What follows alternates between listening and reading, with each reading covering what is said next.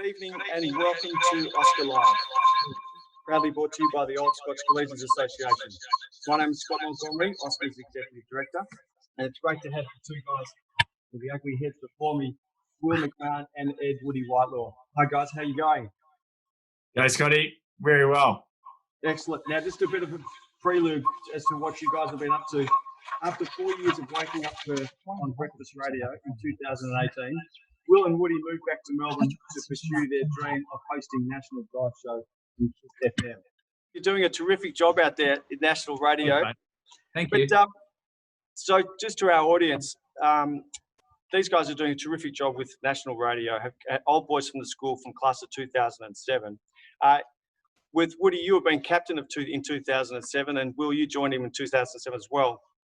And your old school teacher, Mr. Ritchie, sends his regards and says he's not surprised that you took a bit of a gift of the gab. But Woody, just take us back to Mr. Ritchie's class with drama. Okay. Probably my favourite subject, which is probably no surprise to anyone listening or watching. I remember, I think it was Mr. Ritchie who put in the training for me to play the popular fairy Puck in A Midsummer Night's Dream.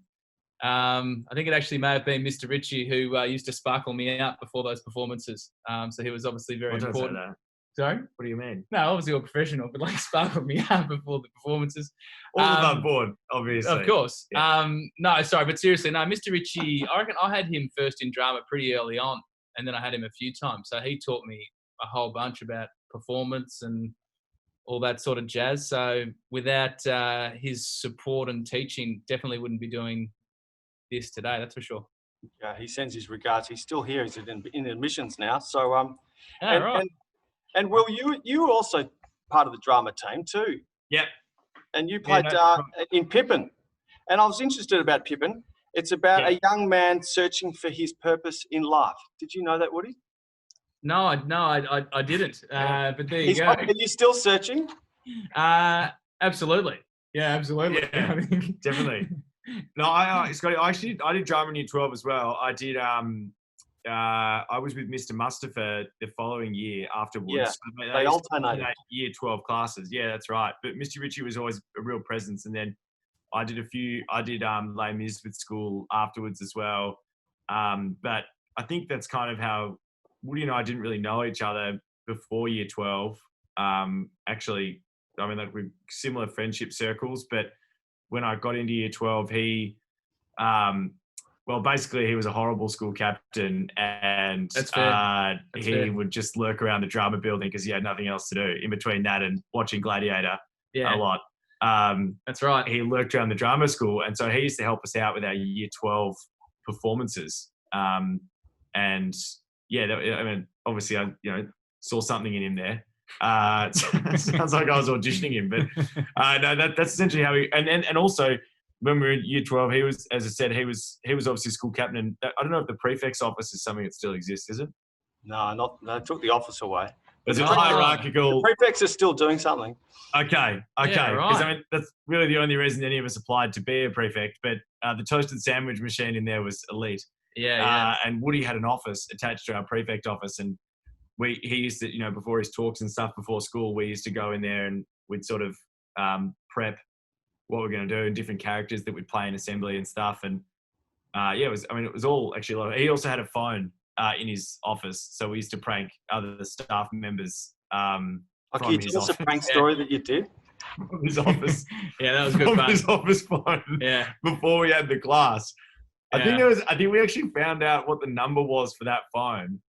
And apparently, and you could hear it from Mr. James. Is Mr. James still there? He's still doing cross country, I think. Okay, because he used to run geography class next to the school captain's office, and we found out what the phone number was for the school captain's phone. And people used to be able to call the phone number from the back of the class, and then it would ring. It didn't have an answering machine, so he would have to leave the class and then go and hang up the phone because it would be interrupting the class. So that's essentially how we got to know each other. Really, it was just mucking around. Good times. You kind of answered my next question. That was one of us. It was asking what some of funny things that happened in a classroom. So that's probably hard to beat. They actually stole my desk one day. I was trying to be professional as school captain, and I think Will led this. He stole my desk and glued it to a wall in the quadrant. Is the quadrant still around? yeah. Hey, guys, there's plenty of Year 12s listening here, so we don't want to give. Sorry. Yeah, And that was yeah, obviously shocking behaviour, and we don't condone that behaviour at all. Yeah. I was actually going to say, outside of the classroom, when you were school captain, you also crashed your car into the music school. On the way to school. Actually, this could be fun for people. Obviously, we don't condone crashing of cars, and it was an accident, of course. But if you so good. And Scotty, you can go and check this out as well. But and all the boys that are listening, and some women if they're listening as well, the metal fence when you're driving down into the school, there's that metal fence there. So I drove my car straight through that, and I'm pretty sure there's still a dent. There's a dent in the, and that's the legacy that I left on the school scope. I'm gonna go check that out tomorrow. Yeah. Oh goodness. Now, how did Scott shape you as young lads, and how does it help you along the way to where you are now? Good question. That's a good question. Will, is that too technical? No, that's a great question. Just gotta think about it. It's actually funny because I ended up, Woods and I both went to uni. Neither of us actually we didn't leave school and go, let's go and do radio. It didn't happen that way at all, actually. I went and did arts law at Monash. Woods went and did commerce and exercise science at Deakin. And so we're two really, really different careers. And I think, it sounds ridiculous. It's probably the most painful thing that you have to go through at school. But I do think that patience and just applying yourself to something is a real skill. I mean, a lot of people think that that's something that you're born with, that level of determination and perseverance. But I think that that's something that, at the time at school, I really wasn't grateful for at all. But then, getting into media in particular, you get a lot of people in media that are really, I think, really talented, and probably way more talented than Woods and I are, to be fair. But I think one thing that certainly kept us going all the way through is we were just prepared to work our asses off, really, because it was just that was something that we genuinely learnt all the way through school, was just to keep applying yourself. And Scott, academically, Scotch was a really tough environment. You had to be good, you had to practice, you had to learn, and as I said, that was painful at the time, but I think that really held us in good stead. Even now, just not to get ahead of ourselves and just keep applying ourselves to everything that we're doing as hard as we can for as long as we can, because that's what breeds results. And as I said, tough lesson to learn, but essentially what I'm saying is we're just a pack of hacks that just just work really hard. But it's definitely a life lesson, I think. So what are you, school captain, you do a lot of public speaking back then as school captain, up on the pulpit and stuff you must have learned and taken a lot from that, and that ability to be confident behind a microphone and then take that to where you are now? Oh, absolutely. The pulpit became a bit of a second home for me in 2007, Scotty. No doubt, 100%. I think that was probably the only thing that I was good at as school captain, was the talking part of it. And I really relished that, actually. I look forward to the speeches that I made there. I think I dressed up as a pirate one time. Actually, do you remember that? I remember that. Yeah, I had a sword fight right in front of Gordon Donaldson. I'm not sure if the boys listening will remember Gordon Donaldson. What was the occasion? Head of the river. Head of the river. Head of the river, and I dressed up as a pirate to introduce the crew. And then I think I actually hid is there still a table at the front of the assembly? Yeah. Yeah, I popped out from behind that during an assembly once. I thought that was pretty wild. I actually rapped as well. I I came out shirtless with a Such As Life fake tattoo like Benny Cousins. Oh, that's right. I came out and did a rap. So, it was actually a great opportunity to start performing there in 2007. And then, I'm not sure if that'd still fly, coming out as Benny Cousins. That was in Mem Hall. Yeah, that's fair. You were actually most inappropriate choice. Well, no, because that was 2007, so that was probably before the. No, mate, you crashed your car. Like, you were wild. Yeah, I actually missed the school photo as well, Scotty. I don't know. Yeah, Have they photoshopped you in? yeah, they photoshopped me into the did. school photo because I slept in that Where morning. were you slept in? Yeah, it's because Good obviously messages here for the current captain. yeah, yeah. Oh, yeah. I won't say what I was doing the night before, but yeah, I slept in Oh, unfortunately. you can tell me after. So, Yeah. now this is a question. This is a question from well, it might resonate with you. So to Will, sorry, Woody, Yeah. did you have any That's all right. part-time jobs whilst at Scotch, and for instance, babysitting? Yeah. Oh my God, yes. It's a loaded question. Yeah, this Yeah, is. actually, Now I think that's from a Year 12 lad, and he would have been 5 at the time, he would have been 5 at the time. roughly. Yeah. Now that's absolutely. probably gone down some real path that we don't even know, but that was No. fantastic. I did. I thought it might I lead to definitely- something funny, but it's clearly not. Well, it might be one of the Clifford kids that Yeah. put it through. Actually, Right. twins that I used to babysit opposite at school. Yeah, exactly right. I had to. Mum and Dad made me, because I went on French exchange at school. I mean, this is a dreadfully boring story, but I went on French exchange at school, and I worked 2 or 3 jobs to go because Mum and Dad. I worked at a kitchen in a restaurant in Camberwell, and I babysat to get on French exchange. Yeah, it was.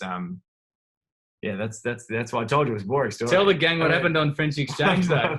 What do you mean? There was a bit of a moment on French No. exchange which will be happy to share, I'm sure he involving can. the sister of the No.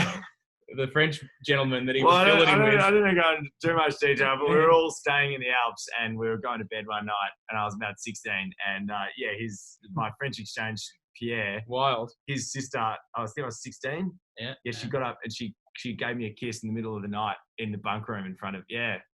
wild stuff. Look at your face, Scotty. Did you go there? I didn't expect that type of answer from a babysitting question, but that's okay. Oh, goodness. We're going well. Page 2. Isn't going the way you expected it to. I wasn't sure what I'd get from that answer, but you at least answered it. No worries, Someone mate. would have to have marked it. I'm not sure how you would have got out of 10. So moving beyond school, you've done a bit of studies. So how did you guys get recognised? And I know a bit of the story of this, and it'd be great for you to share that. Yeah, good question. So we started doing the have you heard of the Monash Law Review, Scotty? No, but I'm sure plenty of Okay, our listeners have. Yeah, it's basically started with law students at Monash. It's pretty self-explanatory. But it sort of started to become this, it's like a live sketch show. And it started to get pretty popular when the working dog guys actually all did the Monash Law Review. And then obviously that led to the Castle. There might have been Melbourne Law Review with that crew. That might have been Melbourne Law Review. Yeah. Well, law reviews in general. But it's more of it. Yeah, exactly right. I mean, whether it was Monash or Melbourne, it became a real breeding ground for most of the people that you see in sort of TV and radio these days. So Will did that because he does law, so it made sense, and he went to Monash, and then he called me one day, and I wasn't doing very much, and he said, "Do you want to do this? Do you want to do this law review with me? This Monash Law Review?" And I was like, "Yeah, sounds sweet, but I'm a deacon doing exercise science." And he said, "Yeah, no dramas. No one asks any questions." So I just sort of started going into Monash, and I did this law review with Will. And then we were lucky enough that Steve Vizard was in the crowd one night. And he actually didn't know that Will and I were close mates, but he sort of identified the two of us within this ensemble cast and individually approached both of us and asked us if we were interested in entertainment. And then he found out we were mates, and he was the one who suggested radio.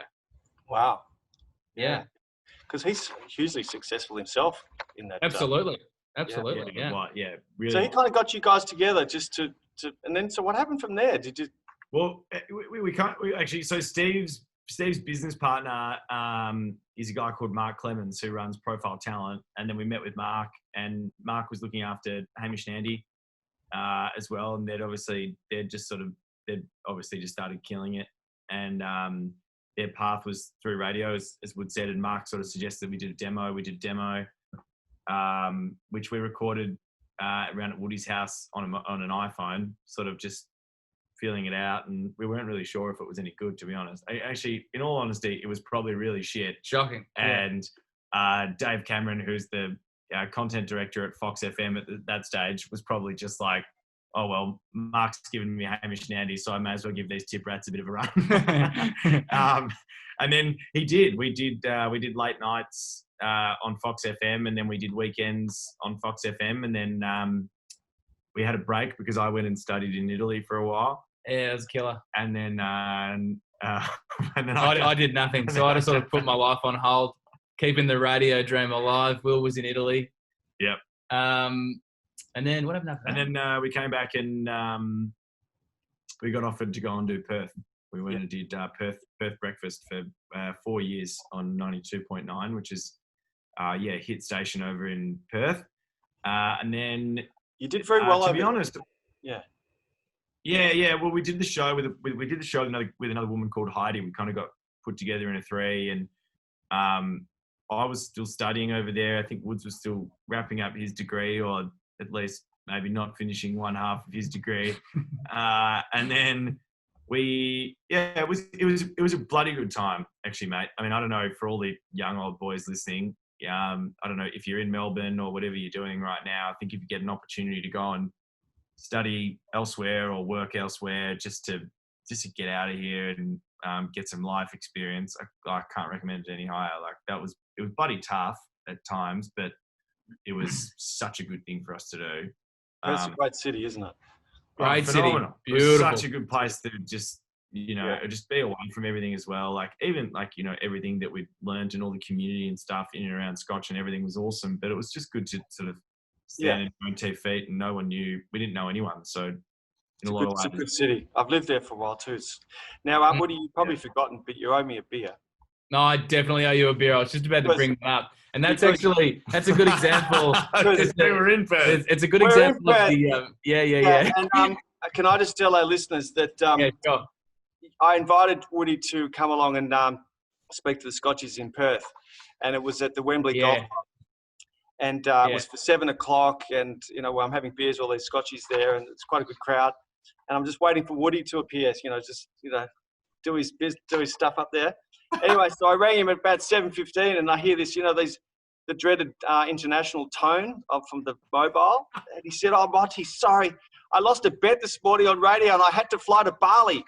And I was like, "He did." I was like, "What the hell?" Yeah. He did. Yeah. Anyway, that was my introduction to the Perth. Yeah. Sorry, my sorry guest about that, is Scotty. past captain. I'm not sure some of the older old boys would, school captain. I'm not sure what they're breeding down there at the moment. But I remember that. He actually called me, Scotty, because he was over there. He lost the bet on there, and he had to go and book me a DJ gig at Coup d'etat in Bali. So that's what happened.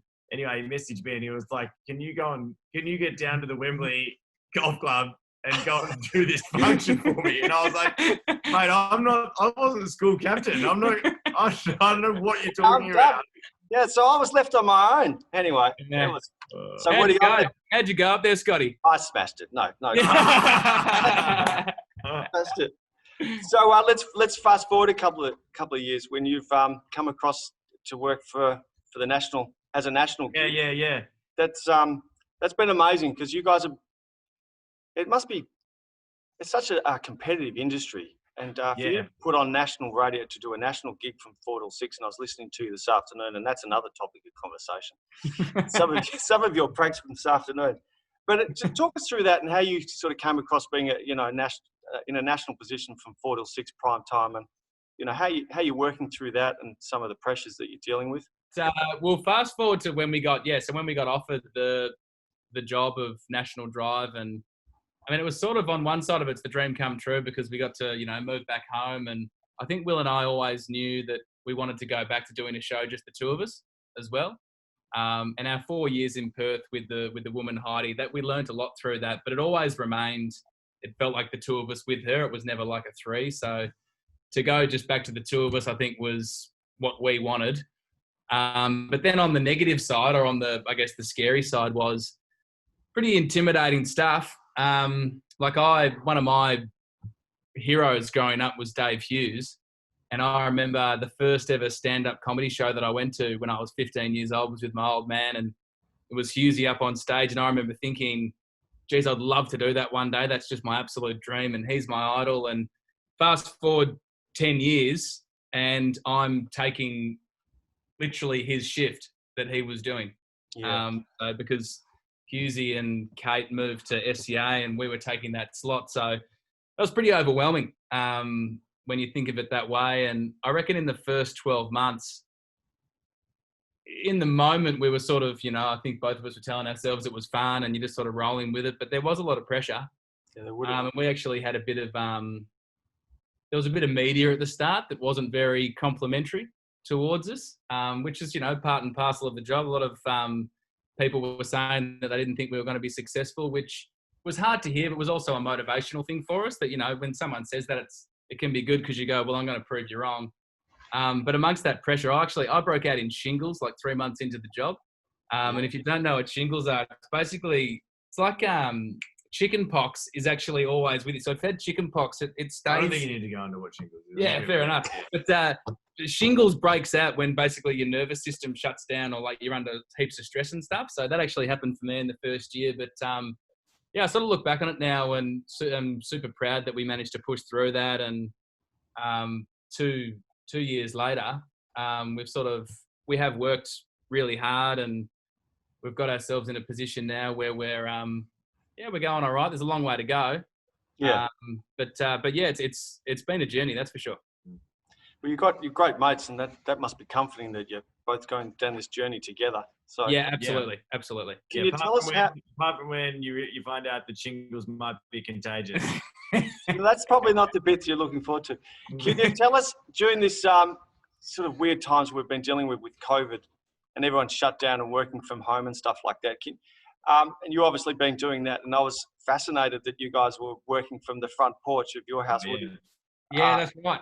So we made the tough decision to actually to isolate together because we still wanted to do the show in person. I think when radio shows are down the line or over the phone, you lose a bit of that magic. So that was an easy decision for me to have Will move into my place, but he's in a relationship. So that was a pretty tough conversation for him to have with his girlfriend, that during isolation, he was going to move in with his best mate over living with his girlfriend. But yeah, that was fun. We did shows live from the porch, which was super different. But I feel like in times like that, like Corona, you just got to lean into it and go, okay, it's going to be very different, but let's make the most of it. And we ended up having some moments which were really pretty special. We had Daryl Braithwaite performing Horses live from a porch last week, which was pretty wild. Pete Hellier was on the porch co-hosting the show. We had Scott Morrison on the phone to us when we were on the porch. Like, it was a pretty wild 8 weeks, actually. Yeah. Well, so you're back in the studios now. Yes. First week's back. First week back. So I've got a couple of questions from an insider in there, and it's a bit of a true false sort of an answer here. So right. Is that okay? Yeah, absolutely. Well, we might have to hit the mute button again at some stage. So, we'll let you know. Well, that just gives away you're going to go to the opposite answer. Is true or false? Did you do a live prostate exam live on radio? Mute. We won't identify which one of us, but true. True. And it's just great to add awareness about prostate health, Scotty. Obviously, that was the purpose there. It was Prostate Cancer Awareness Week. Is it true that you got naked for Delta Goodrem? Well, hang on. I think the use of the word "for" there is a bit divisive. Yeah. So, it was, we got naked. Can you set the scene? I was going to say with, but it sounds worse. And there's no way that she would do that. No. It was just oh God. True. Just true. Yeah, it's let's true. just go with true. It's true. Yeah. So what was the? It was part of a bit. It was part of a bit, mate. She was actually in a different spot to us. I mean, this is the sort of shit that our job is. Yeah. And she had a song called I think about you naked. Naked. Yeah. I think about you naked when I'm thinking of you. Or, yeah. no, So this yeah. is, I mean, like, if anyone's listening and actually getting into radio, a lot of the time what happens is you get, like, the record company will go, you've got this guest. Can you, and we always try and do something that's going to be a little bit different than what you would normally do. So often we'll try and think of something a little bit different. And we had Delta coming in. She had this new song, Naked, Bare Naked, whatever it was. She was in the studio and she opened up a computer, which was a video call to Woody and I out on the street. So we were like on the Bridge Road up here, and we were both naked. But like we were in, I don't know how to explain this, like Shower curtain, like a shower curtain. Shower curtain. Holding a shower curtain. Yeah, hula hoop with a shower Lots of steam. Yeah. So I was standing out there, top of Bridge Road. Each of us had a shower curtain, and essentially what we had to do was we had to sing the chorus from her song to her, and then she had to decide who sung it better. And the one that sung it worse had to drop their curtain and then walk nude back to the studio while she's watching us on a video call. Yeah. It's on our Instagram actually. I'll have to have a look at that. The funny part was I lost, so I had to drop my curtain, in front of Delta and Goodrem. I mean, like, it's not an ideal situation. And I walk about 10 meters, and I mean, this is mateship. Woody sees me, hairy ass in the wind, and was like, he was pretty sloppy at that stage, actually. He slopped up. I wasn't looking good. I wasn't looking good at all. I actually walked past the sandwich shop where I'd bought my sandwich earlier that day. And it was all coming back to me. And Woody dropped his curtain as well, and we both marched nude all the way back in here. Truth be told, Scotty, I actually spent a number of hours the day before, full body wax from the neck down, and I was disappointed that I wasn't able to get nude. You were looking cut. He thinks I was supporting him, but... I love it. Okay, another quick true false here. So is it true that one of you got a tattoo for your first date? Yeah, that's you can true. get that one if you want. No. I'll show you the tattoo. It's a shocker. So this is a good advertisement not to get one? It was with this woman called Laura, who was famous on reality TV, and she liked horses and she liked bad boys. So Woody went to go and get a horse tattoo on his foot so he could show her. The funny thing was, he bitched out halfway through and only got half a horse. But he now has a horse's ass on his right foot. On his foot. I didn't bitch out. That's not true. So I went to go and get it before the show, and then I ran out of time because I had to go and do the show. So I only got half a horse. But then I just couldn't be bothered going back.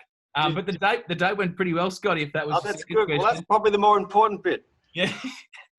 So you won't revisit the horse then? No, there's a charm, I think, about the horse's ass on my foot. It's individual. I don't think anyone else in the world has a horse's ass tattoo.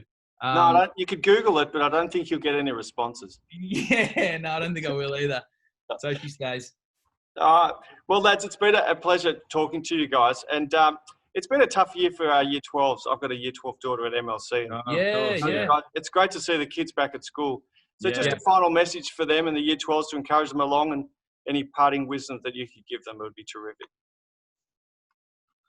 Jeez. I feel for you. I feel for you guys as well. I can't imagine doing that in Year 12. I think that the one thing that I wish that I had have remembered back in Year 12, which I still am learning now, is not to be so hard on myself, particularly during that phase. Like, I think a lot of people use self-judgment as a great way to drive yourself through those really tough times, but it can very easily tip into, overly criticizing yourself and then, just hurting yourself. So it's obviously been a bloody tricky year for you already. So if you're watching in Year 12, make sure you remember to laugh and, get around the people that are around you in between your study blocks, and enjoy the dopamine and serotonin, that oxytocin as well, that sort of comes from, actually enjoying life as well as studying, because it can be a pretty oppressive time, Year 12. And I know it's been tricky for you already. So I hope that helps a little bit.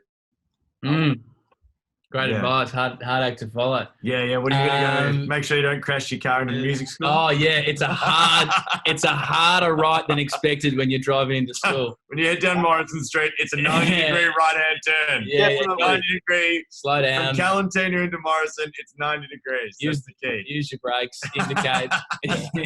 Fine. Thanks for the chat, mate. It's been a pleasure. Well, thanks very much, guys. On behalf of your old school, thanks very much for joining us. I really appreciate you doing a terrific stuff on national radio. A lot of guys, young people, young and old, look up to you. So all the best for the next part of your career, and all the best at Kiss FM.